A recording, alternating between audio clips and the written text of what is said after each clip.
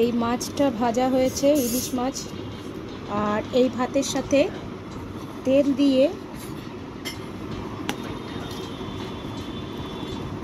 খাওয়া হবে, সাথে কাঁচা লঙ্কা, আলু সেদ্ধ, এগুলো সব রয়েছে। এই মাছ ভাজা কেমন লাগলো আপনাদের অবশ্যই জানাবেন।